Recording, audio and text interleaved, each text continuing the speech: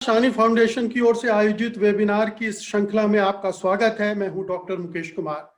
दोस्तों, जैसा कि आप जानते हैं कि आज के वेबिनार का विषय है कला की आज़ादी और दायित्व।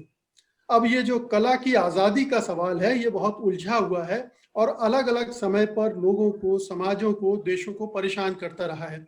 बल्कि ये कहा जाए कि इसका कोई सर्वमान्य समाधान खोजा ही नहीं जा सका है, या शायद खोजा भी नहीं जा सकता, क्योंकि हर समाज की अपनी धारणाएं होती हैं, मान्यताएं हैं, और वो एक दूसरे से टकराती भी रहती हैं।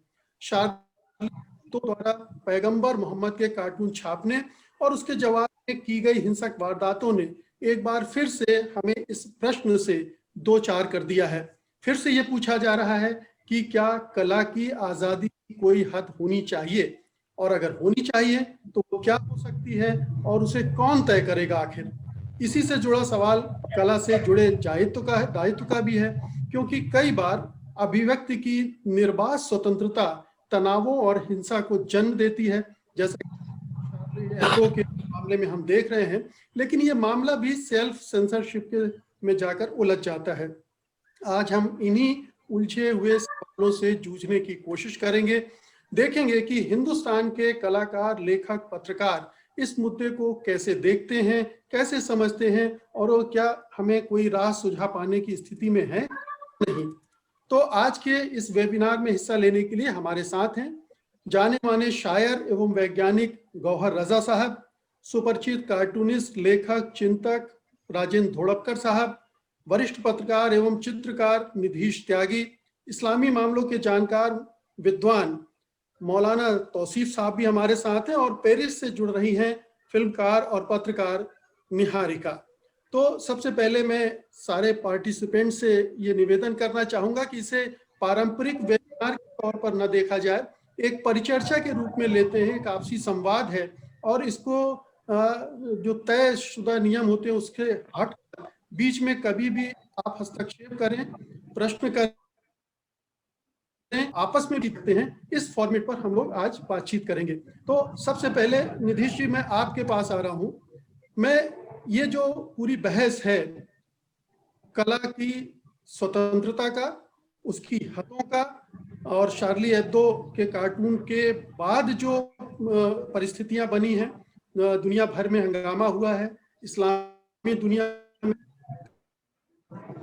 विरोध है और तमाम तरह की बयानबाजियां हैं, और दूसरी तरफ फ्रांस है जो अपने मूल्यों की रक्षा के लिए खड़ा है। दो स्थितियां हैं और दोनों ऐसा लगता है कि टकराव की तरफ बढ़ रही हैं। लोग इसे क्लैश ऑफ सिविलाइजेशन से भी जोड़ रहे हैं। हम एक कार के तौर पर इसको किस तरह से देखें? धन्यवाद। मुझे लगता है कि कला का मेरे ख्याल से काम ही ये है कि उन सारी चीजों को जुबान देना जो कि अभी तक जिसके बारे में हम सोचते तो रहे हैं पर कहते नहीं रहे हैं। और इसमें जैसे तो दो बहुत अच्छी पंक्तियां हैं। एक हमारे छत्तीसगढ़ के मुक्तिबोध की है कि व्यक्ति के खतरे उठाने पड़ेंगे, और कहते हैं बोल की लब आने दे। तो इसके बीच में कहीं ये भी है कि कई बार उसके बहुत एक्सट्रीम से उसको लोग रिस्पॉन्स है उस आर्ट को। खास तौर पर इधर जो हम देखते हैं कि कभी कि अगर ईश्वर है तो उसे किसी तरह के प्रोटेक्शन या एक तरह की इसकी जरूरत है, या फिर हम इस समय जिस दुनिया में हैं उस दुनिया में जो धर्म जहां पर बहुसंख्य है वही खतरे पे है।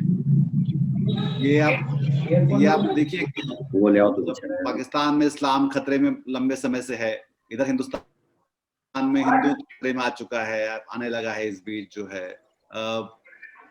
अमेरिका में जहाँ चुनाव हो रहे थे इस समय, वहां पर ईसाइयत खतरे में आ चुकी थी, और वो ट्रंप उसके बेस पे जो है 48% वोट लेके चले आए। तो धर्म अपने आप में मेरे ख्याल से एक खुद को एक्सपोज भी करता है, जब वो इस तरह से रिस्पॉन्ड करता है किसी एक विचार को, वो विचार असुविधाजनक हो सकता है, वो एक सवाल कर सकता है आप पे, और उस सवाल से आप किस तरह से डील करते हैं, ये वो दिखाता है कि वो धर्म एक्चुअली, मतलब वो धर्म हमारे लिए बना, मनुष्य के लिए बना था, या मतलब मनुष्य उसके लिए एक तरह का एक फॉर्डर की तरह है उसमें जो। तो दोनों बातें हैं। मुझे एक और बहुत नायपॉल ने एक बार बहुत मजे लेते हुए सलमान रुश्दी पर एक कहा था कि एक फतवा जो है वो भी एक तरह का लिटरेरी क्रिटिसिज्म है, जो कि मेरे ख्याल से जो उन्होंने बहुत सारी वाहियात बातें की नायपॉल साहब ने, उनमें से एक ये भी मुझे लगती है कि बहुत ही अजीब सी, और कि आप एक बात इस तरह से कह रहे हैं, पर एक बात सलमान रुश्दी ने भी कही थी कि जो मुझे लगता है कि मुझे बहुत बार बार मैं याद रखता हूँ इस बात को, कि जो हमने सोच लिया एक बार, वो चाहे किसी के बारे में भी है, चाहे वो चाहे विज्ञान हो या भगवान हो या ईश्वर हो या समाज हो, हमारा अतीत हो, अगर हमने सोच लिया तो उसको हम फिर अब अनसोचा नहीं कर सकते। वो फेसबुक का लाइक और अनलाइक नहीं है, वो सोच लिया तो फिर वो कहीं ना कहीं दर्ज हो जाता है। और मनुष्य का जो पूरा इवोल्यूशन है वो उस दर्ज होने के साथ साथ है। जैसे कि कभी एक ऐसा हुआ कि एक आदिवासी ने एक माइनर के खिलाफ आवाज उठाई, एक दलित ने एक बात कही, मतलब कबीरदास थे बनारस में बैठे हुए, जो मतलब पंडितों को रोज जो है चटकाते थे अपनी बातों से। तो एक तरीका ये था कि हम कबीर को का गला काट देते, और दूसरा तरीका ये है कि हम उसकी बात को कहें और उससे जो कि एक सभ्य या एक शालीन समाज में, एक विचार मुखी समाज में जो होना चाहिए कि वो आप उस बारे में बात कर ले, और जमता है तो दूसरी सबसे आखिरी बात शायद ये भी है कि किसी को जरूरत नहीं कि वो कोई आपके अगर आपको धर्म इतना प्यारा है, या जो भी, हमको कुछ चीजें हो सकती जो कि हमारे लिए असहनीय हो सकती, तो हम जरूरी हम उसकी तरफ देखें। मेरे ख्याल से एक तरह से ये भी है कि हम उस फॉर्म को जब हम एक तरह से किसी को बिहेड करते हैं या किसी को मारते हैं या जब अपनी असहिष्णुता दिखाते हैं, तो हम दरअसल ये दिखाते हैं कि जो हमारा विश्वास है किसी भी चीज पर, चाहे वो हमारी आस्था है, विश्वास है, मूल्य हैं, वो भी कहीं कहीं डगमगा रहे हैं। ये उनकी कमजोरी ज्यादा है बजाय इस बात की जिसने वो उस फॉर्म को लेकर सामने आया था। लेकिन मैं एक प्रश्न और है निधीश जी आपसे कि आज़ादी के, हम कला की आज़ादी के बारे में बात कर रहे हैं, और जो दूसरे तरफ से है कि आपको क्या इतनी आज़ादी हो सकती कि आप दूसरे को इंसल्ट करें, उसको अपमान, तो ये यहाँ जाकर मामला फंस जाता है। आहत भावनाओं की राजनीति हमारे देश में बहुत चल रही है, हम उससे भी वाकिफ हैं। वर्ल्ड के जो बहुत से देश बहुत उत्तेजित होकर प्रतिक्रियाएं कर रहे हैं, उनकी राजनीति क्या है वो भी हम जानते हैं, और इस्लामी दुनिया की राजनीति को भी हम जानते हैं। लेकिन सवाल उठता है कि जब इस तरह से मूल्य टकराते हैं और हिंसा का जन्म होता है, तो क्या कहीं आज़ादी को चुनौती दी जा रही है, या आज़ादी की कहीं कोई सीमा भी है? ये सवाल उठ रहा है, इस पर आपकी क्या राय? मुझे लगता है कि आजादी की कोई सीमा नहीं। आजादी का मतलब यही होता है कि अगर हमने एक मनुष्य ने कुछ सोचा और एक कुछ किया या कुछ बनाया, तो उसको जगह मिले। ये आपके ऊपर है कि आप वो किताब ना पढ़ें, आप वो कार्टून ना देखें, आप वो फिल्म नहीं देखिए। ये कैसे हम कह सकते हैं कि बाकी लोग भी ना देखें और उसको हम मार डालें? मतलब ये अपने आप में ही, मतलब ये ऐसी बात है ना कि जैसे कि पहले लोग साइंटिस्ट को मारते थे या क्रिएटिव लोगों को मारते थे। मेरे ख्याल से लड़ाई इस बात, फॉल्ट लाइन ये नहीं है कि क्लैश ऑफ सिविलाइजेशन और ये सब जो है, ये सब हमारे अपने एक्सक्यूजेस है। मुझे लगता है फॉल्ट लाइन है हम आगे की तरफ देख रहे हैं और आगे की मनुष्य की तरफ देखते हैं, या हम अपने पीछे की लकीर पीटना चाहते हैं। और हर बार आप देख लीजिए, जहां भी पीछे की तरफ लकीर पीटी जाती है, तो हम हमेशा वहां पे बूढ़े लोग तय कर रहे होते हैं। कोई पाके फतवा दे देता है, कोई पंडित बोल देता है, कोई कुछ कर देता है। सब पुराने लोग हैं कि हमारे मूल्य ऐसे। अब चाहे वो हाथरस में हो रहा, मतलब हाथरस कैसे अलग है पेरिस की घटना से, मुझे बताइए। तो वो भी तो एक क्लैश है, जहां पे एक लड़की है जो कि आगे बढ़ना चाहती है, पढ़ना चाहती है, उसको लेकर जो है ऐसा हो जाता है, और फिर सोसाइटी किस तरह रिस्पॉन्ड करती है उस पर। तो ये लड़ाई को मतलब हमको उसके व्यापक तौर पे देखना चाहिए। वो सिर्फ पेरिस या वेस्ट या वाली बात नहीं है। मेरे ख्याल से बात यह है कि हम पुराने को लेकर पड़े रहना चाहते हैं, या फिर हम आगे की तरफ देखना चाहते हैं कि हाँ आगे हम कैसा चाहते हैं, हम अपने बच्चों के लिए किस तरह की दुनिया देखनी चाहते हैं। क्या वो उनको आजादी है कि वो अपनी बात जो सोचते हैं वो कह सके, या वो सहमे हुए रहें, कि वो डरे हुए रहें कि मतलब मुझे पता है कि दिल्ली में इस पूरे दौरान जो है कितने सारे बच्चों से पूछा गया कि तुम मुसलमान जैसे दिखते हो, और तो वो निकले कि ना निकले। मतलब ये बात हो सकता है वो बच्चे अपने आप में, कुछ बच्चे बहादुर होंगे, कुछ बच्चे बहादुर नहीं होंगे, कुछ बच्चे बहादुर होंगे पर उनके पेरेंट्स बहादुर नहीं होंगे उस तरह से। तो ये जो इंटॉलरेंस की जो tendency, we should look at tendency. Tendency क्या है? वो टेंडेंसी ये है कि हम, मतलब मैं सोचता हूँ कि अगर 2020 में महर्षि दयानंद यहाँ से गुजर रहे होते गुजरात से आके और उत्तर भारत से, और वो एक कुत्ते को देखते कि वो एक मूर्ति पर पेशाब कर रहा है और वो अपनी जब बात करते तो क्या उनको छोड़ दिया जाता? आपको क्या लगता है? पर आर्य समाज जब जब जो हुआ था, अभी वो जाए उसका जितना भी उसका भला बुरा हो चुका हो, पर वो एक आखिरी रिफॉर्मिस्ट मूवमेंट था हिंदुइज्म के भीतर का, और वो भी एक विचार और एक तरह के सवाल से आया था। तो हम जब भी सवाल करने से सहमने, डरने या उसको हतोत्साहित करने लगते हैं, तो मेरे ख्याल से वो हमें पीछे की तरफ ज्यादा धकेलता बजाय आगे ले जाने की। जी। आर्ट और साइंस और लॉजिक, अभी आप पूरा कोविड अपने आप में देखो कि ये जो पूरा, मतलब जितना भी कुछ हम बात कर रहे हैं वो इसलिए बहुत अधिक अप्रासंगिक हो चली है, क्योंकि कोविड के दौरान सब कुछ एक्सपोज हो चुका है। जो ज्योतिषी जो बोल रहे थे, जो तंत्र मंत्र वाले कह रहे थे, जो टोटके बता रहे थे, जो कोरोनिल लेके आ रहे थे, जो सारे कि भगवान बचा लेगा, तो किसी का मतलब ये तो एक वैज्ञानिक समझ और चेतना का सवाल अपनी जगह बिल्कुल दुरुस्त है। गौहर रजा साहब, हम लोग सब चाहते हैं कि लोगों का से जो सोच है वो तार्किक हो, तर्क संगत ढंग से सोचें वो, और पिछड़ेपन से मुक्त हो। लेकिन बहुत सारे समाज अलग अलग स्थितियों में है, अलग अलग अवस्थाओं में है। तो एकदम से क्या सबसे उम्मीद की जा सकती है? और जब तक वो नहीं बदलते हैं तब तक क्या इस तरह के टकराव लाजमी है? देखिए, मैं ये बात लगातार कहता रहा हूं कि अगर ह्यूमन हिस्ट्री को देखा जाए तो वो पूरी की पूरी इस तरह लिखी जा सकती है कि क्लैश ऑफ आइडियाज होते रहें। और मैं जो कुछ फ्रांस में हुआ, या जो कुछ हिंदुस्तान में हो रहा है, या जो कुछ पाकिस्तान में हो रहा है, उसको क्लैश ऑफ आइडियाज की तरह से ही देखता हूं। और अभी निधीश भाई ने बिल्कुल सही बात कही है कि उसके लिए कुछ लोगों को कुर्बानियां देनी। आप खामोश नहीं रह सकते हैं जब कोई किसी का गला इस बात के ऊपर काट दे कि उसने कोई कार्टून बनाया या दिखाया या उसके ऊपर डिस्कशन किया। क्लास के अंदर खास तौर से जब हम बच्चों से बात कर रहे हैं, तब इसकी आजादी कहीं ज्यादा जरूरी है कि उनको अच्छा और बुरा सब कुछ दिखाया जाए, और ये कह के दिखाया जाए कि भाई दुनिया ऐसी है और ऐसी दुनिया में तुम क्या पोजीशन लेने जा रहे हो, कैसे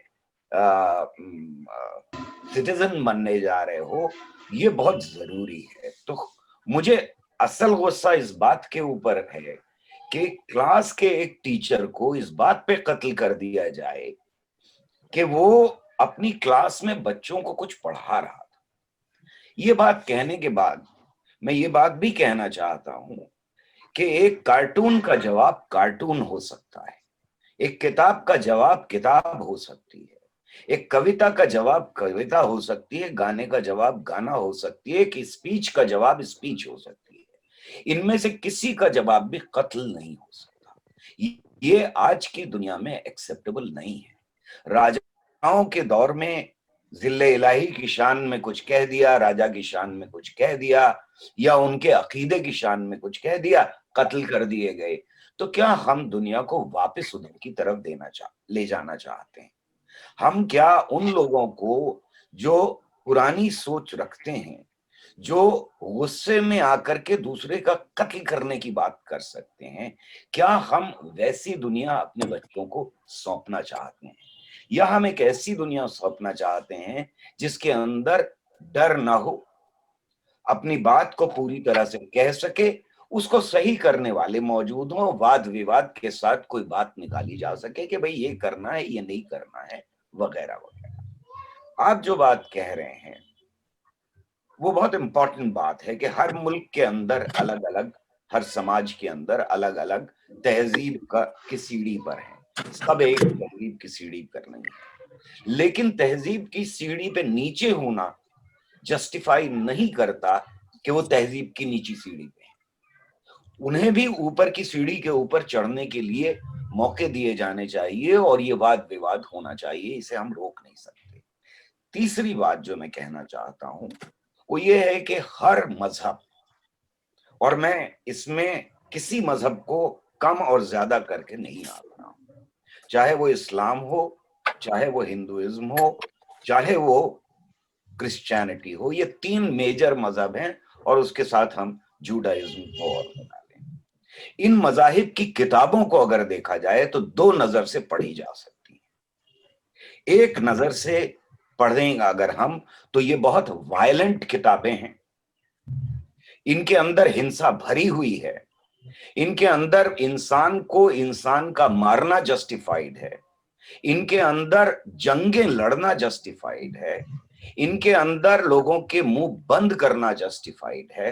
ये सब कुछ जस्टिफिकेशन एक तरफ है, लेकिन इन्हीं किताबों के अंदर इंसान दोस्ती मौजूद है, अमन मौजूद है, इन्हीं किताबों के अंदर दर्द मौजूद है, इंसानियत को इकट्ठा करके डाइवर्सिटी को सेलिब्रेट करना मौजूद है।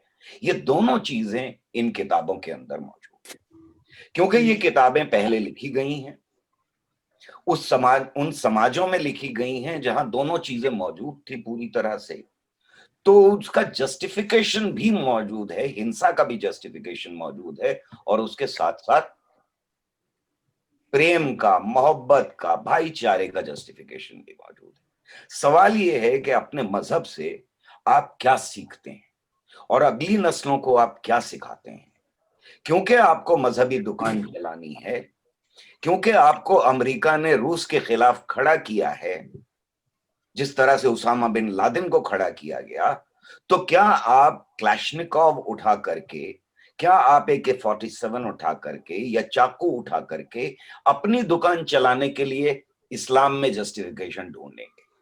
क्या आप किसी औरत को किसी चर्च के सामने मारने के लिए इस्लाम के अंदर जस्टिफिकेशन ढूंढेंगे? या किसी की लिंचिंग करने के लिए सड़क के ऊपर आप जय श्री राम लिखें का इस्तेमाल करेंगे? 2002 में ऐसी औरतों के शव मैंने देखे हैं जिनको जला दिया गया और उनके जिस्म के ऊपर जय श्री राम लिखा गया।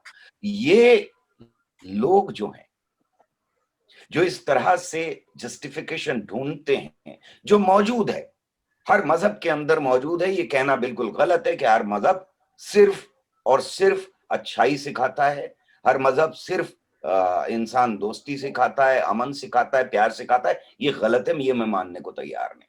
बहुत सारे लोग कहते हैं और हमें अच्छा भी लगता है ये बात कहना कि साहब मजहब तो बहुत अच्छी चीज है और मजहब तो सिर्फ इंसान दोस्ती सिखाती है। मैं इसको गलत समझता हूँ। मजहब दोनों चीजें सिखाता है। जो टेररिस्ट है वो भी वहीं ढूंढ रहा है अपना जस्टिफिकेशन, और जो इंसान दोस्त है वो भी वहीं, गांधी भी अपना जस्टिफिकेशन मजहब के अंदर ढूंढ रहे हैं और प्रज्ञा ठाकुर भी उसी मजहब के अंदर अपना जस्टिफिकेशन ढूंढ रही है। हम कौन सा जस्टिफिकेशन आज 21वीं सदी में एक्सेप्ट करते हैं? अपने मजहब के अंदर देखने की जरूरत है। और ये बात बहुत ही क्लियर है मुझको कि बोलने की आजादी, लिखने की आजादी, सवाल पूछने की आजादी अगर छीन ली जाए तो समाज जो है वो सड़ने लगेगा, गल जाएगा ऐसा समाज। और हमें ऐसे बहुत सारे गले हुए सड़े हुए समाज दिखाई दे रहे हैं अपने चारों तरफ। हमारा as intellectuals, as poets, as thinkers, as writers, as painters, ये दायित्व है, ये हमारी ड्यूटी है कि हम ऐसी हर आवाज के खिलाफ अपनी आवाज उठाएं। और मैं फिर ये कह रहा हूं कि मैं उन साहब को जिन्होंने ये कहा कि मैं, मेरे माँ बाप की अगर कोई बेइज्जती करे तो मैं उसका कत्ल कर दूंगा, मैं वही करूंगा जो फ्रांस में किया गया, उन साहब के जवाब में मैं उन्हें कत्ल करने नहीं जा रहा। मैं बिल्कुल साफ हूं इस बात के ऊपर कि आज के दौर में 21वीं सदी में अगर मेरे माँ बाप के साथ कोई बेइज्जती करता है तो मैं उसका कत्ल नहीं करूंगा। मैं सभ्य समाज के उस दरवाजे को खटखटाऊंगा जहां से मुझे जस्टिफिकेशन मिल सकता है, जहां से मुझे इंसाफ मिल सकता है। मैं हरगिज भी कत्ल करने की, मैं गांधी की इस बात से 100% अग्री करता हूं कि मेरे पास सैकड़ों रीजंस हैं इस बात के कि मैं किसी को कि मैं खुद अपनी जान दे दूं, लेकिन मेरे पास एक भी रीजन इस बात का नहीं। मैं एक भी चीज ऐसी नहीं सोच सकता जिससे किसी दूसरे की जान लेने की सोच मेरे जहन में पैदा हो। ये लोग जाहिर है कि उन सारे अमन पसंद मजहबी लोगों को बदनाम करते हैं जो हिंसा का पक्ष लेते हैं। और एक बात बहुत क्लियर है कि आज की पॉलिटिक्स में जो धर्म का इस्तेमाल किया जा रहा है जिस तरह से, जिसकी तरफ अभी नीतीश भाई ने भी जिक्र किया, उसमें हर टेररिस्ट और हर हिंसक मजहब का इस्तेमाल करने वाला ये दावा करता है कि वो सारे अपने मजहबी गुट के हित के लिए बोल रहा है और अपने मजहब को बचाने के लिए बोल रहा है। अगर हम इस बात पे यकीन कर लेते हैं, अगर हम मुसलमान हैं और मुसलमान टेररिस्ट की बात पे यकीन कर लेते हैं तो ये उसकी सबसे बड़ी जीत है। अगर हम हिंदू हैं और हिंदू टेररिस्ट की बात पे यकीन कर लेते हैं तो ये उस टेररिस्ट की जीत है, हमारी हार है। अगर हम क्रिश्चियन हैं तो ये हमारी हार है। मैं समझता हूं कि आज की सभ्य दुनिया में एक कार्टून बनाने की आजादी होनी चाहिए। मैं नहीं बनाऊंगा, मैं ऐसा कार्टून नहीं बनाऊंगा जो दूसरे को आहत करे, लेकिन अगर आहत करने वाला कार्टून बनाया गया है तो उसका जवाब है दूसरा कार्टून। जी जी उसका जवाब कत्ल नहीं।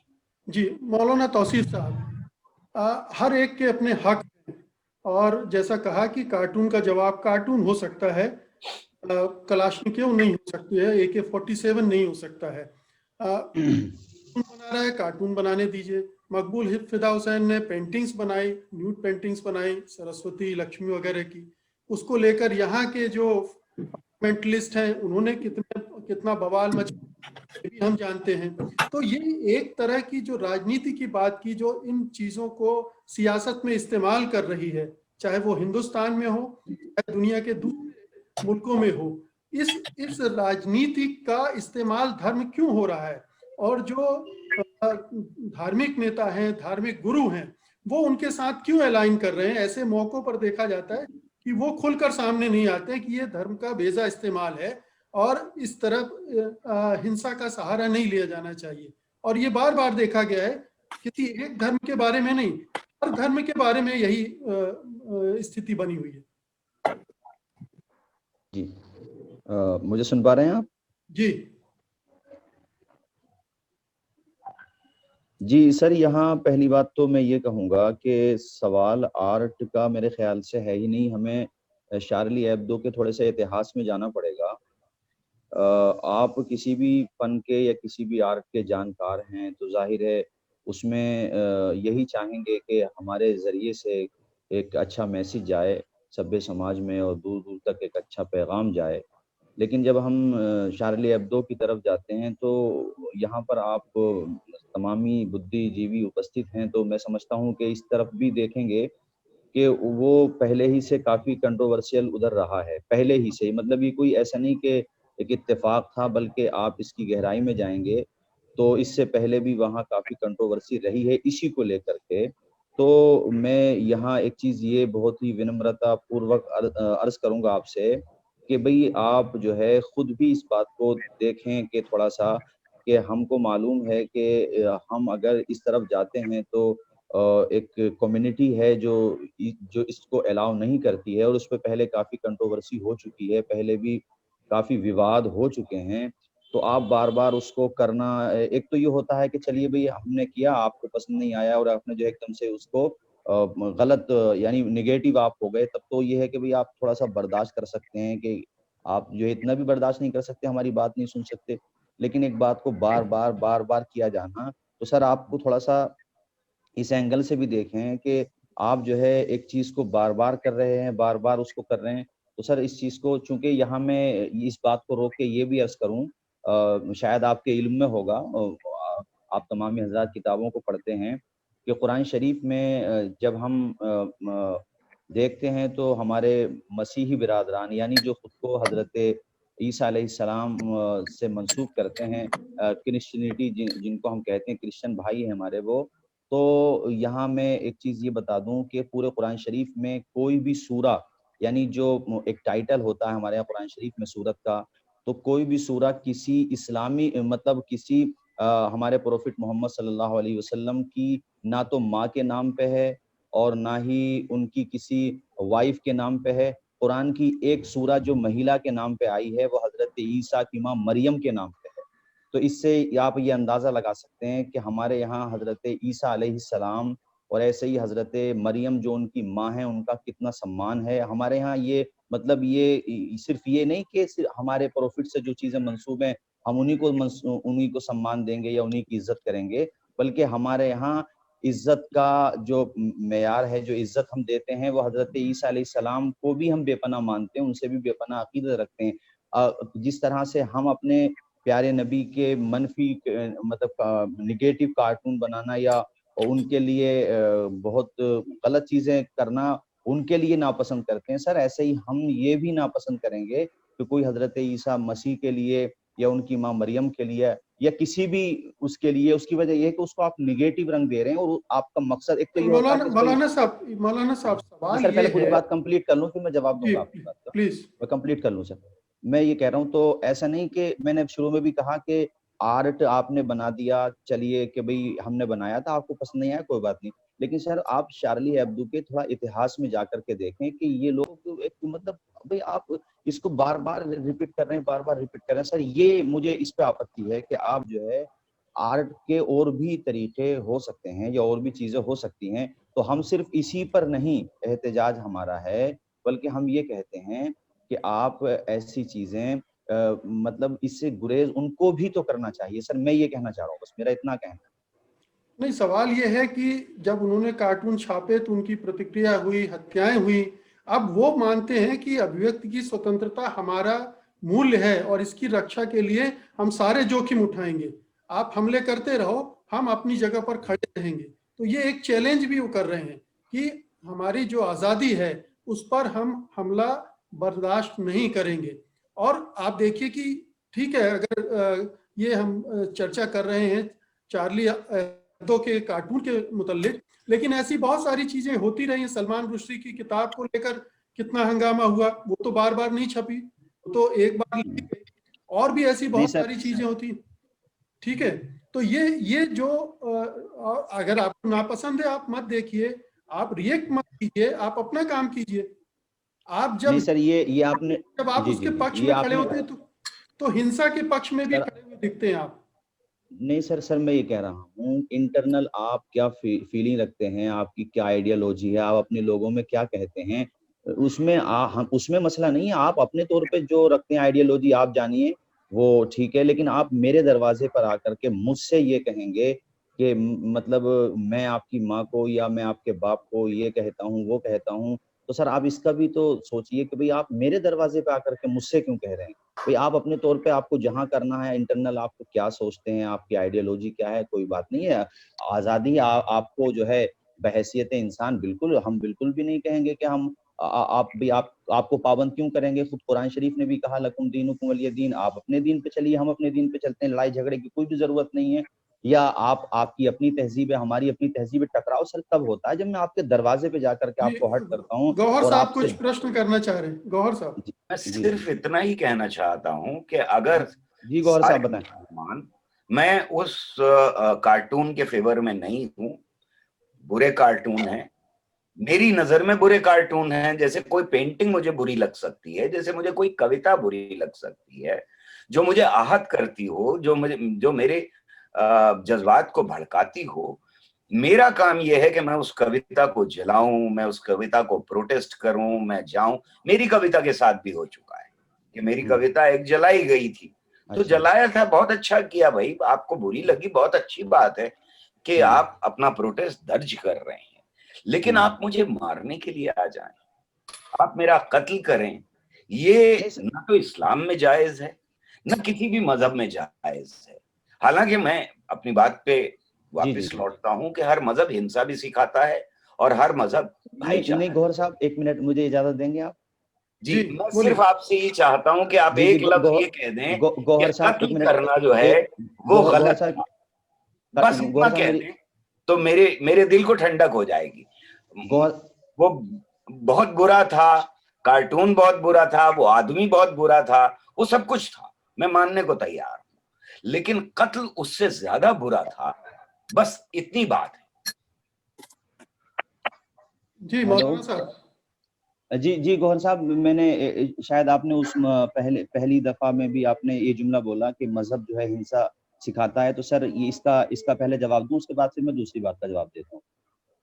मजहब जो है ना सर, देखिए आपने दो आपके स्टूडेंट हैं, आपने दोनों को मैथ का सवाल दिया, एक ने सवाल सही किया, दूसरे ने गलत किया। जाहिर सी बात है दूसरे से सवाल करने में गलती हुई, तो उसको आपने गलत नहीं बनाया, बल्कि उसने सवाल को समझा ही नहीं। इसकी वजह ये हुई कि उसने जो है गलत उसका जवाब दिया, वरना मजहब हिंसा नहीं सिखाता। ऐसी आपने जंगों का भी जिक्र किया या उसमें और भी चीजों का, तो वो सब कंडीशनल हैं, उस वक्त के हालात के पेश नजर हैं, वरना मजहब जंग नहीं सिखाता है ना। ये तो मजबूरी की सूरत है, या इस तरह की सूरत हाल जब पेश आ जाए, उस सूरत के एतबार से जंगों का जिक्र किताबों में आया है, वो मैं मजहब के एतबार से कह रहा हूँ, वरना मजहब ये नहीं कहता कि आप जंगें सिखाओ। कुरान शरीफ में तो सर आपकी मालूमात के लिए भी अर्ज कर दूं, और हो सकता है आपके इल्म में हो, 7वें पारे में ये आयत आई है, अल्लाह ताला ने इरशाद फरमाया, वला तसुब्बुल लज़ीना यदऊना मिन दूनिल्लाहि फयसुब्बुल्लाह अदवन बिगैर इल्म, यानी तुम दूसरों के माबूदों को गाली न दो। ये कुरान शरीफ कह रहा है, तुम दूसरों के माबूदों को गाली न दो। हमारे साथ और भी पार्टिसिपेंट जुड़े हुए हैं, उनकी भी हिस्सेदारी हम चाहेंगे, लेकिन गौहर साहब ने एक छोटा सा प्रश्न किया, उसका जवाब दे दें। आप जो कत्ल किया गया, जो हिंसा की गई, उसकी मजम्मत करेंगे क्या? करते हैं?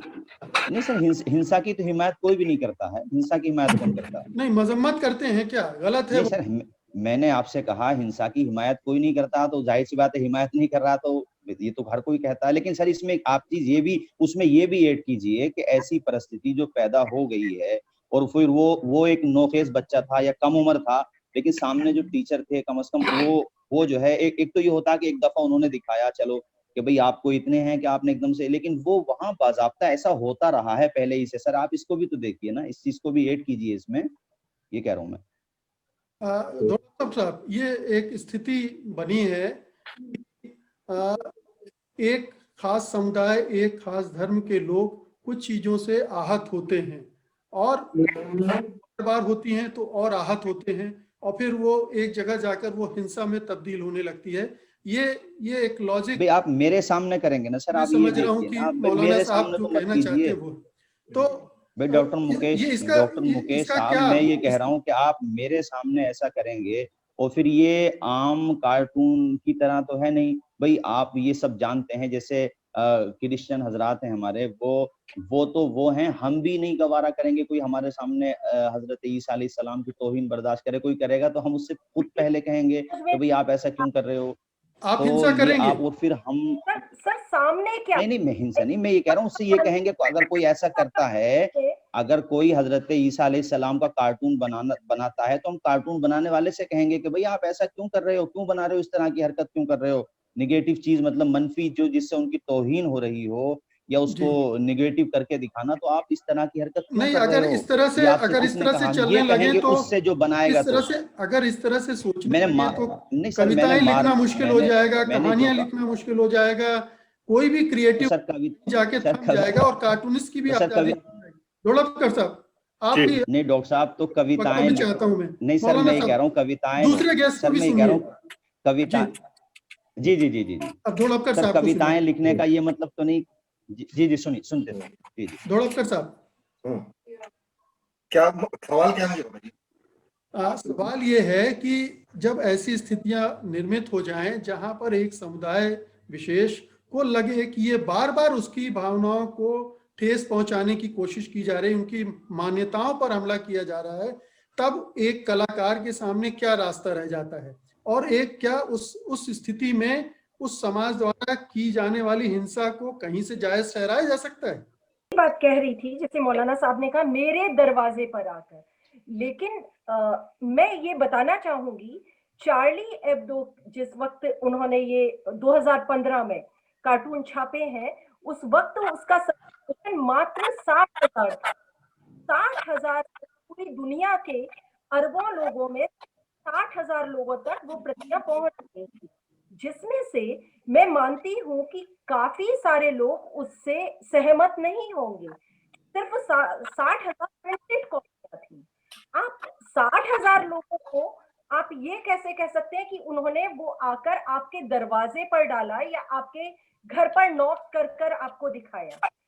इस्लाम का विरोध तो हर जगह होता रहा है, कई जगह पर हमारे हिंदुस्तान में ही इसके वो है, आम बातचीत में आपको लोग हिंदुओं का, इस्लाम का और कैथोलिज्म का सबका विरोध करते हुए दिख जाएंगे। तो ये आपके घर पर आकर कोई नॉक, ये एक बात नहीं। वो 60,000 लोगों को पॉपुलर आपने बनाया। जब ये हमला हुआ उसके बाद उस अखबार की 50 लाख तक प्रतियां बिकी हैं, और जो इंटरनेट सब्सक्रिप्शन था वो 10,000 से बढ़कर 2,20,000 हो गया एक दिन में। तो मतलब बढ़ाया किसने है? अपने घर तक तो आप लोग लेकर आए हैं, वो तो अपने कोने पर अपना काम कर रहा था। तो वो आपके घर पर वो नहीं आया है, आप लोग लेकर आए हैं दरवाजे पर। मेरा बस आंकड़ों के माध्यम से बताना था। हाँ, तो मैं ये कह रहा था कि एक तो ये ख्याल रखना चाहिए कि दुनिया का जो इवन धर्मों का जो इतिहास है वो दरअसल सीमाएं तोड़ने का और विद्रोह का ही इतिहास है। वो परंपरा के पीछे दौड़ने का इतिहास नहीं है। हम जिन लोगों को याद करते हैं, बुद्ध को याद करते हैं, हम ईसा को याद करते हैं, हम मोहम्मद साहब को याद करते हैं, ये वो लोग थे जिन्होंने अपने जमाने में अपने समाज के जो स्थापित मूल्य थे उनसे विद्रोह किया था, और उन्होंने उस वक्त जो चीज उन्हें गलत लग रही थी उसका विरोध किया था। कबीर को हम याद करते हैं, हमें याद नहीं कि कबीर के पीछे जो मुल्ला पंडित पढ़े थे या मुल्ला पढ़े थे कौन थे, हमें कबीर मालूम है, हमें तुकाराम मालूम है, तुकाराम की पानी में डुबाई वो उनको हम नहीं जानते। तो हमेशा मनुष्य जाति जो तरक्की करती है वो विद्रोह से करती है, और हमें विद्रोह को, क्योंकि अगर हम आगे नहीं बढ़े, यदि हम इसमें सीमाएं नहीं तोड़ी, तो हम कहीं नहीं पहुंच सकते। मनुष्य जाति हमेशा सीमाएं तोड़ के आगे बढ़ी। दूसरी बात यह है कि जो एक ये थे सूफी थे बहुत बड़े, बायजीद बिस्तामी, उनका एक किस्सा है जो फरीदुद्दीन अत्तार की किताब तज़किरातुल औलिया में है। वो किस्सा है, मतलब हो सकता है कि सच वो ना हो, लेकिन वो उसमें है। ये बायजीद बिस्तामी के पड़ोस में एक यहूदी रहता था जो उनसे बड़ा प्रेम करता था, बहुत इज्जत करता था उनकी। तो बायजीद की जब डेथ हुई तो वो बहुत रोया। तो मुसलमानों ने उससे कहा कि भाई तुम जब बायजीद से इतना प्यार करते थे तो मुसलमान क्यों नहीं हो गए? तो उसने कहा कि ऐसा है कि इस्लाम अगर वो है जो बायजीद जिसको फॉलो करते थे, वो फॉलो करना मेरे बस की नहीं है, और इस्लाम अगर वो है जिसको तुम लोग फॉलो करते हो, तुम उसको फॉलो करना नहीं चाहते। तो धर्म दरअसल वही होता है जिसको फॉलो किया जाता है। तो इसलिए धार्मिक नेताओं का एक कर्तव्य है कि जो गलत कर रहा है उसको रोके। आप ऐसा नहीं कह सकते कि जी मैं उसका विरोधी हूं और लेकिन उसने गलत किया है, आपको ये सिखाना पड़ेगा। दूसरी बात, मोहम्मद साहब का कार्टून बना तो इसमें बहुत ज्यादा जो मैं कहता हूँ दोष है। आपने क्या मोहम्मद साहब की जो असली कैरेक्टर है वो लोगों तक पहुंचाया है? क्या आपने बताया उनका जो अखलाकी किरदार है वो कितने नरम दिल, कितने शांत आदमी थे, उन्होंने शांति के लिए किस हद तक जाके काम नहीं किया, ये लीडर्स ने आपने पहुंचा नहीं। आपने लगातार उनको मतलब जो प्रोजेक्ट हुआ है हम मुसलमान में मानता हूँ कि बहुत शांतिप्रिय है, जितना मैं हूँ उतना ही वो है। लेकिन आप जब लोगों को ये बताएंगे कि हम मार देंगे तो लोग क्या, अच्छा मारो, वो भी सामने वाले लड़ जाएंगे। आप अगर ये बताइए हम नर्मिल आदमी है, सामने वाला तो बढ़ता जाएगा। तो बस डायलॉग कर रहे हैं, जो अलग अलग कल्चर में बात हो रही है। फ्रेंच कल्चर बिल्कुल अलग है, इस्लामिक कल्चर देशों में वो अलग है। दोनों मिल रहे हैं तो दोनों को अब मिलकर बात करनी पड़ेगी। जी झगड़ा करेंगे, मारपीट करेंगे। ढोलककर साहब, आप भी एक कार्टूनिस्ट हैं, और वो जो कार्टून छपे थे, कार्टून बनाए गए थे, तो एक कार्टूनिस्ट के तौर पर आप अपनी आजादी को कहाँ तक फैला सकते हैं? क्या ये सवाल आपने अपने से किया है? क्या आपके सामने कभी ये सवाल उपस्थित हुआ है कि मैं अपनी आजादी को का इस्तेमाल कर सकता हूँ? उसकी कोई सीमा, कोई हद है आपको दिखी है कभी? देखिए, मैं जैसे एक आज में कार्टून बना रहा हूँ, भारत में बना रहा हूँ, तो मेरे हद या मेरी जो संभावना है वो भारतीय समाज के मेरे संस्कारों के हिसाब से करूंगी। मैं अपनी परिस्थिति के हिसाब से बनाऊंगा। मैं शायद वो बनाऊंगा जो शार्ली हेब्डो कार्टून या जिसने नीदरलैंड के कार्टूनिस्ट ने बनाया था, चार्ली हेब्डो ने छापा था उसको, मैं नहीं करता। मेरा कल्चर अलग है, लेकिन मैं मानता हूँ कि उसने कल्चर के हिसाब से काम किया, और अगर मैं उससे असहमत हूँ मैं उससे बात करूंगा। तुमने किया, हम इस बात को इस तरह से कहते हैं, इस बात से नहीं कहते इस बात को। अगर मुझे क्योंकि वो आदमी, मैं चाहता हूँ कि वो उस आदमी की, वो आदमी एक अलग कल्चर में पैदा हुआ, एक अलग कल्चर में लिखा है, एक अलग समझना पड़ेगा कि हम दोनों दो दुनिया के आदमी हैं, दो अलग अलग भाषा बोल रहे हैं, दो अलग अलग कल्चर हैं। तो मैं नहीं समझूंगा, मैं कहूंगा कि ये मेरी तरह से क्यों नहीं बोल रहा, ये मेरी तरह से क्यों नहीं समझ रहा, ये बड़ी गड़बड़ बात होगी। दुनिया में यानी 6-7 अरब लोग हैं, अलग अलग कल्चर के लोग हैं, वो अलग अलग तरह से सोचते हैं, और जरूरी नहीं कि वो अपने लेवल पे वो सही सोच रहा है। मार दो तो इससे कोई चाहत नहीं है। जी जी, मुझे बात करनी होगी जी।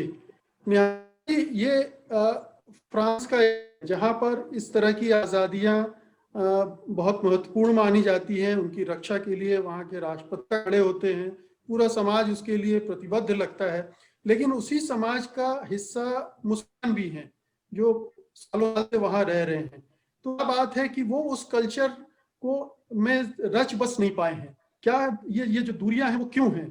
क्या ये बदले हुए समय की दूरियां हैं, या उन दोनों समाजों के बीच में कोई तालमेल नहीं बन पाया और बार बार टकरा रहे हैं? मैं आप ही की बात से इसको एक्सप्लेन करना चाहूंगी। देखिए, यही फ्रांस की खूबसूरती है कि आप यदि उनके कल्चर को नहीं अपनाना चाहते हैं तो आप स्वतंत्र हैं अपने तरीके से अपना जीवन जीने के लिए, लेकिन आपको यहाँ के लोग इजाजत हरगिज नहीं देते हैं कि यदि आप किसी दूसरे से खुश नहीं है तो आप उसका सर कलम कर दें।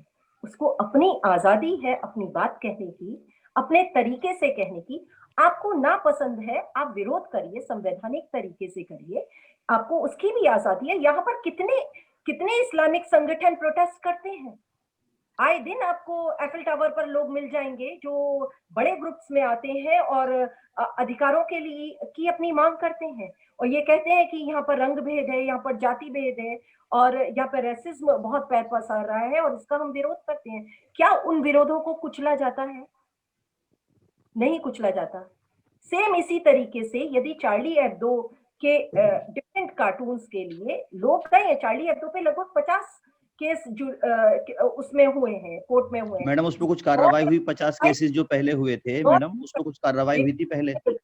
आप उसको रोक नहीं सकते हैं। 1905 में जो यहाँ पर अभिव्यक्ति की स्वतंत्रता का जो कानून बना था, मैडम अभिव्यक्ति की स्वतंत्रता की भी तो कोई सीमा होगी मैडम, मैं ये पूछ रहा हूँ आपसे कि आप अपनी बात कहिए और अपने कहिए और विरोध करिए और किसी भी तरीके से करिए, लेकिन संविधान के अंदर रहकर करिए। लेकिन विरोध का मतलब सिर काटना नहीं है।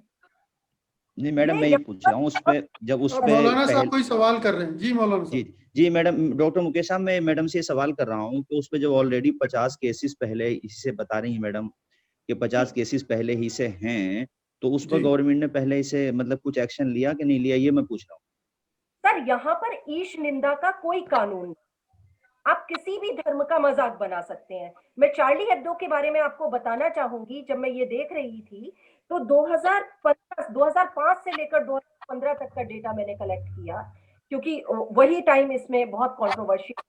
उस वक्त सिर्फ 1.3% जो साहित्य है वो इस्लाम के विरोध में छपी है, और इससे कहीं ज्यादा इसमें ईसाई कैथोलिक के विरोध में छपी है, उसके बाद ज्विश के विरोध में छपी है, और डिफरेंट पॉलिटिकल मैटर्स को लेकर में छपी है। 1.3% सिर्फ जो सामग्री है उसने इसको इतना कंट्रोवर्शियल बना दिया। और आप एक बात समझिए, चार्ली हेब्दो का जो लीडर था वो 68 में, जब यहाँ पे मे 68 जो एक सामाजिक क्रांति हुई, उसके बाद जो यंग वंस थे जैसे स्टूडेंट्स और प्रोफेसर यूनिवर्सिटी का जो ग्रुप होता है, उसमें ये पॉपुलर था। और जिस वक्त भी 2015 में इस पर अटैक हुआ है, उस वक्त इसका सर्कुलेशन मात्र 60,000 था। सर अरबों की जनसंख्या है, ये सिर्फ 60,000 लोगों तक पहुंच रहा है। और उसमें से भी जैसे मैंने देखा वो कार्टून, तो मैं उससे सहमत नहीं थी, उस कार्टून से बिल्कुल भी। मेरा वो तरीका कभी किसी भी मत को विरोध करने का। निहारिका जी, वो सवाल ये था मौलाना साहब का कि वो जो केसेस हुए चार्ली हेब्दो पर, उनका क्या हुआ? सर वो कुछ मैडम मैं ये सवाल करना चाह रहा हूँ कि उन्होंने सिर्फ इसी चीज को क्यों चुन रखा है कि वो धर्म के भाई उनके लिए और भी तो बहुत सारे काम हैं करने के जो वो कर सकते हैं उनके मुल्क में, और भी जैसा कि वो दूसरा व्यक्ति नहीं डॉक्टर साहब, नहीं ना करे। बात लड़ाई यही है, कोई भी नहीं पहले व्यक्ति के लिए ये तय नहीं। मैं मिसाल के तौर पे आप अभिव्यक्ति की आजादी की मैडम को सीमा है आपके नजदीक या नहीं है, ये पूछ रहा हूँ बस। देखिए मैं कुछ कहना चाह रहा हूँ। जी थोड़ा। की सीमा जो है वो कोई एक फाइनल सीमा नहीं है या कोई तय सीमा नहीं है, वो हर कल्चर हर सोसाइटी। आवाज नहीं आ रही डॉक्टर साहब, आपकी आवाज नहीं आ रही धोलपकर साहब, बिल्कुल भी आ रही है? पा रहे हैं। आ रही है जी आवाज। मैं ये कह रहा था कि अभिव्यक्ति की आजादी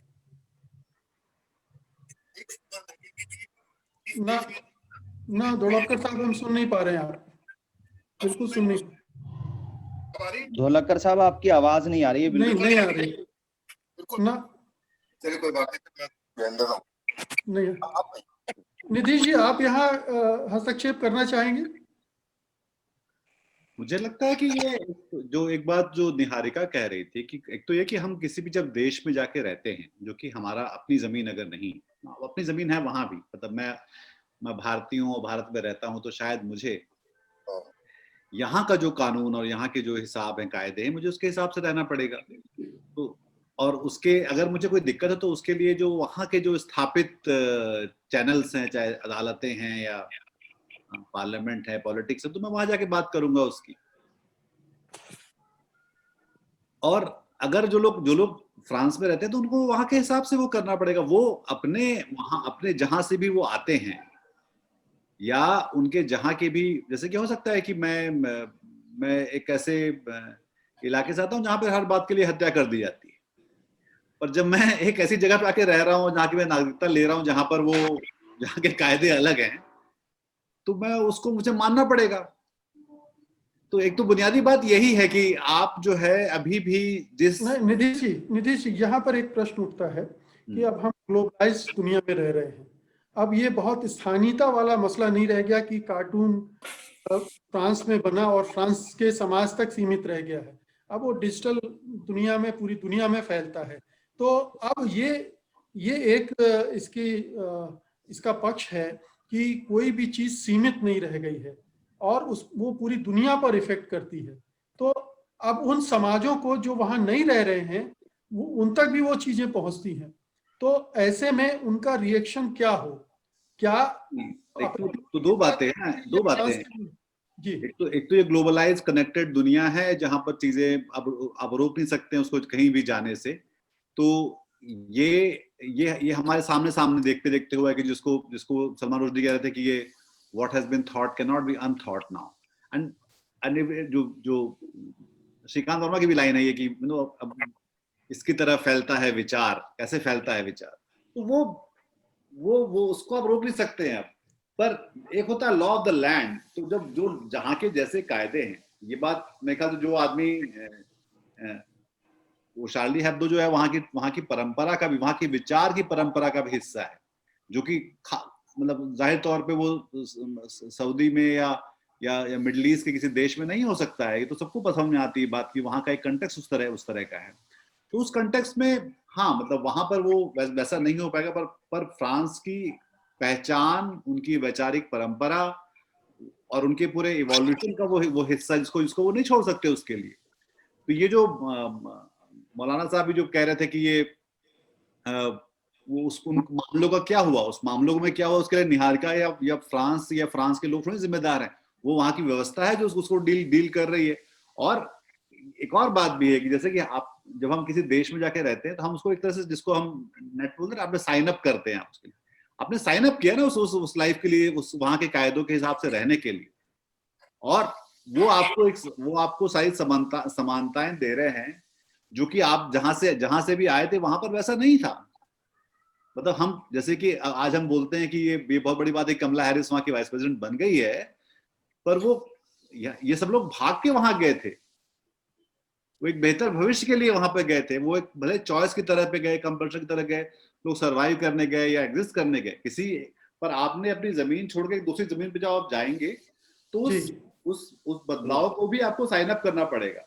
ऐसा नहीं हो सकता कि मैं जाके बोलूं कि हाँ मुझे अमेरिका चाहिए, पर मुझे अमेरिका का सिर्फ जो है ये वाला हिस्सा चाहिए, वो वाला हिस्सा नहीं चाहिए। मतलब अब आप लॉ ऑफ द लैंड तो होगा, सब कुछ ही आपको अपनाना पड़ेगा।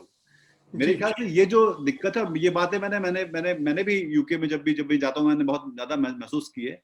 ये जो पूरा इनसिक्योरिटी जो है एक तरह की घटोवाइज्ड मानसिकता बनाती है, और उससे फिर ये सब चीजें बहुत निकल कर आती हैं।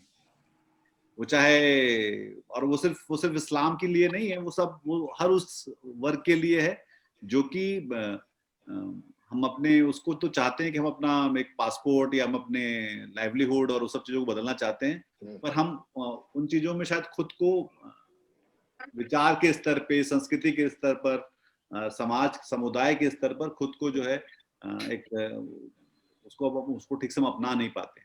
जी गौहर साहब हमसे जुड़े हैं। सर एक बात इस यहाँ पर ऐड करना चाहूंगी, मौजूद हूँ।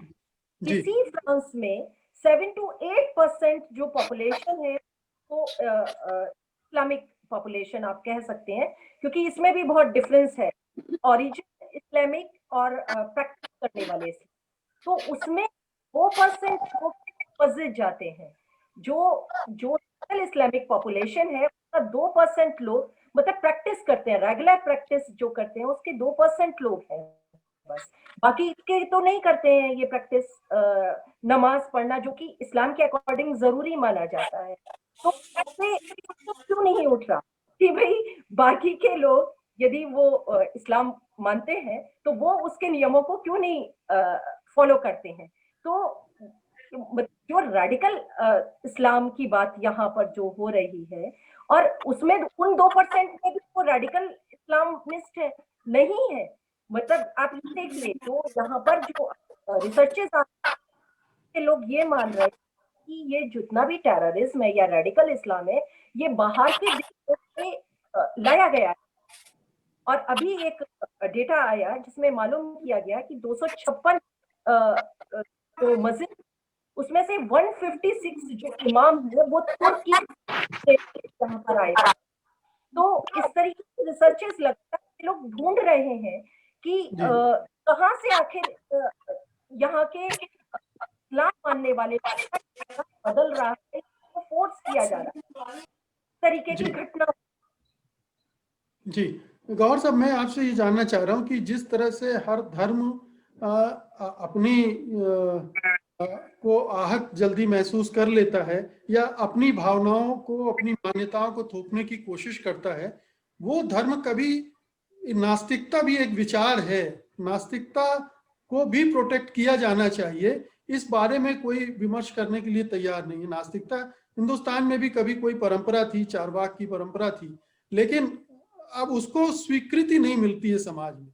तो ये इसको कैसे, किस तरह से देखा जाए? क्योंकि ये जो चार्ली एब्दो की का जो मामला है, दरअसल वो एक नास्तिक विचार परंपरा का ही एक।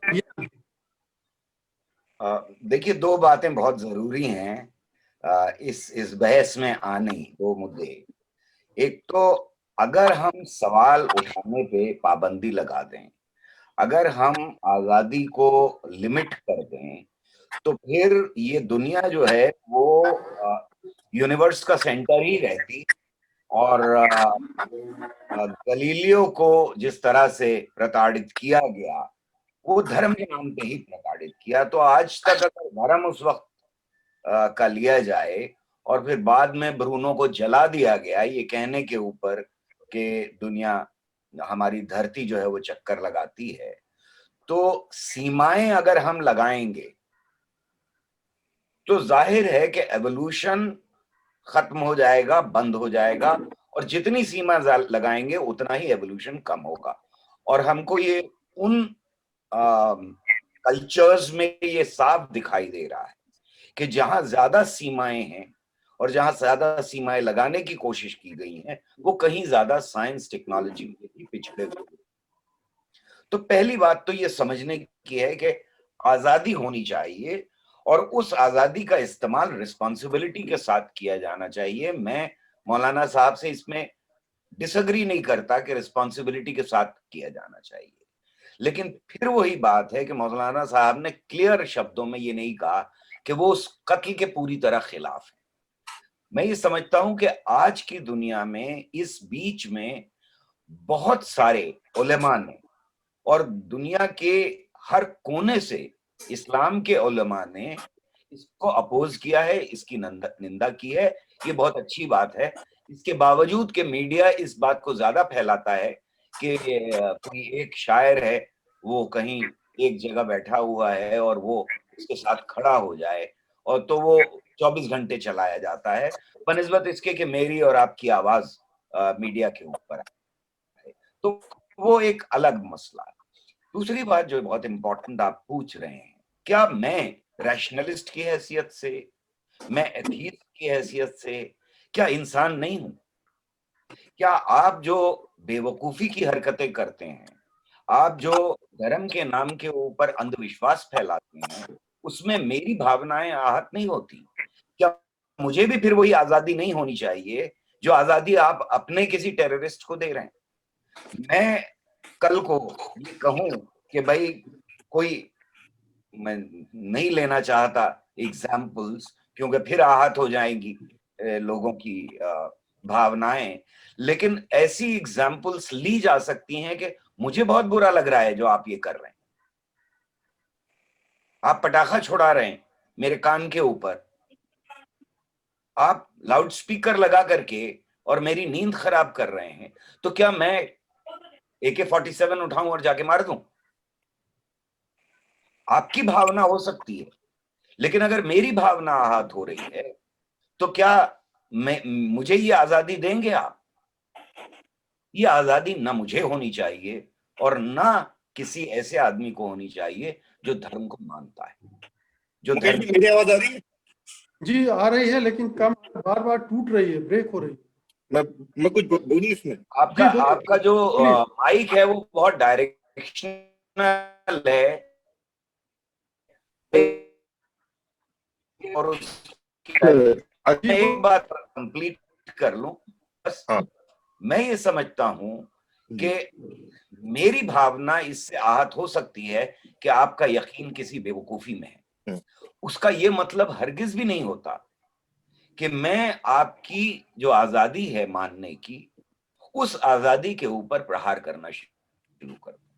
मैं प्रोटेस्ट कर सकता हूं, मैं वो सारे तरीके अपना सकता हूं जो एक सभ्य समाज के अंदर आपसे डिसएग्री करने के होते हैं। मेरी डिसएग्री करने की आजादी को आप छीन नहीं सकते मुझसे, बिल्कुल उसी तरह जैसे मैं आपसे डिसएग्री करने की आजादी को नहीं छीन सकता। जहां तक लिमिट का सवाल है वो बार बार आ रहा है ये सवाल बार बार उठ रहा है उन लोगों की तरफ से जो कहीं ना कहीं अपने टेररिस्ट को, अपने हिंसक लोगों को बचाने की कोशिश कर रहे हैं। ये बचाने की कोशिश, मैं फिर कहूंगा कि उस हिंसक आदमी की, उस टेररिस्ट की जीत है। कहीं ना कहीं वो जीत गया आपको ये समझाने में कि मैंने इस्लाम को बचाने के लिए, मैंने हिंदुइज्म को बचाने के लिए, मैंने हिंदुओं को बचाने के लिए, मुसलमानों को बचाने के लिए किया है कत्ल। है ऐसा नहीं। आपने दुकान चलाई है, आपने वो दुकान चलाने की कोशिश की है जो धर्म के नाम के ऊपर कहीं चलाई जा रही है। आपने वो पॉलिटिक्स करने की कोशिश की है जो कहीं धर्म के नाम के ऊपर चलाई जा रही है। हो सकता है कि वो पॉलिटिक्स उन लोगों की हो जिनका कोई धर्म से लेना देना नहीं। हमें मालूम है कि हमारे देश के अंदर सावरकर धार्मिक नहीं थे, एथीस्ट थे, लेकिन उन्होंने एक दुकान चलाई जिसको आज तक हम भुगत रहे हैं। हमें जिन्ना मालूम है कि जिन्ना ऑलमोस्ट नास्तिक थे, लेकिन उन्होंने एक दुकान चलाई जिसकी कीमत अदा करनी पड़ी 10 लाख लोगों को अपनी जान से और 2.5 करोड़ लोगों को अपने घर बार छोड़ने से। तो ये बात समझना बहुत जरूरी है कि जब पॉलिटिक्स के साथ इसको मिलाया जाएगा, धर्म को, तो एक भयानक जहर पैदा होगा। और वो भयानक जहर हमें अपने मुल्क के अंदर इतना साफ फैलता हुआ दिखाई दे रहा है कि अगर अब भी हम नहीं, हमारी आंखें नहीं खुलती और हम इस बात को जस्टिफाई करते हैं कि फ्रांस के अंदर कत्ल जो है, या डिफेंसिव पे चले जाते हैं। मौलाना जी साहब मुझे बहुत डिफेंसिव पे दिखाई दिए। जी अगर हम डिफेंसिव पे चले जाते हैं तो हमको अपने घरों में भी वही भुगतना पड़ेगा, हमको जी अपनी गलियों में वही भुगतना पड़ेगा, जी हमको धोड़पकर साहब के रिएक्शन मंदिरों ले और लेते गुरुद्वारों पे वही भुगतना पड़ेगा। खतरा ये है, और ये बहुत जी बड़ा खतरा है। ये खतरा जी सिर्फ फ्रांस में नहीं है, ये खतरा आपके घर के दरवाजे के ऊपर आहट दे रहा है, खटखटा रहा है। जी इसलिए मैं समझता हूं कि अनइक्विवोकली, बिल्कुल बिना लाग लपेट के, बिना किसी ऐसी चीज के कहे हुए जो जस्टिफाई करती हो, हमें इसको अपोज करना चाहिए। हमको इसके खिलाफ खड़ा होना चाहिए। और खिलाफ खड़े होने का मतलब मेरा वही है कि हम सभ्य तरीके से इस तरह के कत्ल गारत गरी के खिलाफ खड़े हों, आवाज उठाएं। अगर लिख जी सकते हैं तो लिखें, कार्टून बना सकते हैं तो कार्टून बनाएं, पेंटिंग कर सकते हैं तो पेंटिंग करें, और इसकी आजादी की मांग भी करें। जी धोड़पकर साहब अगर मेरी आवाज आ रही हो तो बिल्कुल पास से बोलिए आप अपने माइक अब आ रही है। जी जी। मैं ये कह रहा था कि गौरव रजा साहब ने जो एक मुद्दा बताया, उसी को मैं आगे बढ़ाऊं। दरअसल मुझे लगता है कि आप जैसे ही मुंह ऊपर करेंगे वैसे ही आवाज कम हो जाएगी। अब आएगी नीचे। जी। तो मैं ये कह रहा था कि समस्या ये है कि जब भी कोई संगठन, जब भी कोई विचार बड़ा हो जाता है, उसमें ताकत आ जाती है, तो वो मनुष्य को चलने की ताकत जीता है। और ये सिर्फ धर्म के साथ नहीं होता, ये बहुत सारे नास्तिक विचारों के साथ। नहीं, हम नहीं सुन पा रहे हैं धोड़पकर साहब, आपकी आवाज को बिल्कुल भी नहीं आ रही है। अब आ रही है? जी बोलिए। आ रही है क्या? हाँ आ रही है। सप्लाई करी होगी। जी बोलिए। तो मैं ये कह रहा था जी कि हमें ये नहीं भूलना चाहिए कि 20वीं शताब्दी लिबर्टी फिर चली गई। चली गई। कोई बात करती, मेरी आवाज नहीं आ रही तो अच्छी बात है, मुझे भी कोई जी मैं इस चर्चा को अब मैं खत्म करूंगा बिल्कुल करिए से सवाल के साथ। निहारिका, इतना सारा विवाद हो गया है और निश्चित रूप से फ्रांस में एक ऐसा माहौल बना है जिसमें इस्लाम और जो फ्रांसीसी समाज है वो आमने सामने खड़ा हो गया है। तो इसकी दूरी को पाटने के लिए वहाँ के कलाकार, वहाँ के लेखक, पत्रकार, चिंतक क्या कर रहे हैं, वो क्या सोच रहे हैं अभिव्यक्ति की स्वतंत्रता के बारे में, कला की स्वतंत्रता के बारे में, उसके दायित्व के बारे में। और एक छोटी बताना चाहूंगी। पहली बात तो जो सोसाइटी है उसमें इस्लाम उस एक आम फ्रेंच स्ट्रक्चर के बीच में कोई डिफरेंस नहीं है। एक बहुत छोटी सी बात मैं आपको इंडिकेट करना चाहूंगी। जब बच्चे स्कूल जाते हैं, देखिए इस्लाम विरोधी यदि स्ट्रक्चर होता तो जो मैं बता रही हूँ वो नहीं होता। कम से कम यदि बच्चा स्कूल जाता है यहाँ पर, तो कैंटीन का आपको एक फॉर्म मिलता है जिसमें साफ लिखा होता है कि आप जो आप खाना पसंद करेंगे वो पोर्क के साथ पसंद करेंगे या नॉन पोर्क। और ये निश्चित रूप से उस इस्लामिक भावना को ध्यान में रखकर ये रखा गया है कि जिससे किसी बच्चों का जो घर पर रेजिम है वही कंटिन्यू है। ये और किसी धर्मविदा नहीं है स्कूल्स में। तो यानी कि सोसाइटी फंक्शनल है लोगों को अपने अंदर इंटीग्रेट करने के लिए, और इंटीग्रेट है और कोई क्वेश्चनिंग नहीं है। आप किस तरीके से इस घटना के बाद समाज देख रहा है वो भी मैं आपको यहाँ के इसका रिएक्शन बताना चाहूंगी, क्योंकि वहीं से बच्चे बड़े होते हैं और स्कूल्स यहाँ पर मैंडेटरी हैं बच्चों के लिए।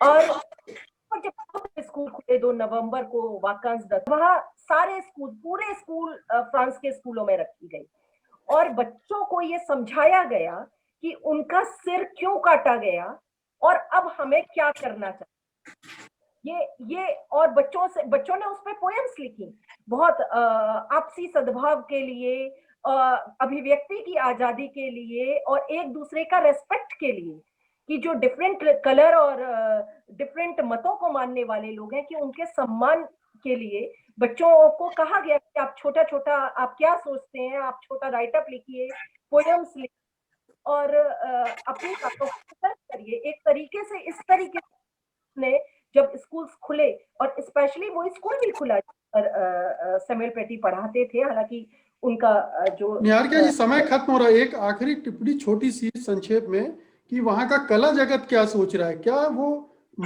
कहीं ये अंदर से ये लग रहा है कि कहीं ना कहीं थोड़ा सा अभिव्यक्ति के बारे में हमें सोचना पड़ेगा, या लग रहा है नहीं हम नहीं वो लोग अपनी स्वतंत्रता को लेकर यहाँ पर सब एक आम आदमी रिजिड है, तो फिर कलाकार और उसकी तो बात छोड़ दीजिए, वो लोग तो डरे तो हरगिज नहीं है इन सब बातों से, बल्कि और एक स्वतंत्रता को लेकर एक रिजिडिटी पैदा हुई है। और ये सिर्फ कलाकार पत्रकार या इस जगत में ही नहीं है, ये आम आदमी में भी अभिव्यक्ति की स्वतंत्रता को लेकर एक अपना ये मूल अधिकार मानते हुए सुरक्षा की भावना है, और यही समाज में आगे बढ़ रहा है और यही एक विकास की निशानी है जो स्कूलों से शुरू हो रही है और समाज में आगे बढ़ रही है। जी, तो अब हम इस चर्चा को यहीं खत्म करेंगे। अभिव्यक्ति की स्वतंत्रता का मामला, कला की आजादी का मामला निश्चित रूप से बहुत अभी भी उलझा हुआ है और ये उलझा हुआ रहेगा, लेकिन एक ध्यान में रखनी पड़ेगी कि किसी भी असहमति का जवाब हिंसा नहीं हो सकती है। असहमति का जवाब देने के बहुत सारे लोकतांत्रिक हमारे पास विकल्प मौजूद हैं और उनका इस्तेमाल किया जाना चाहिए।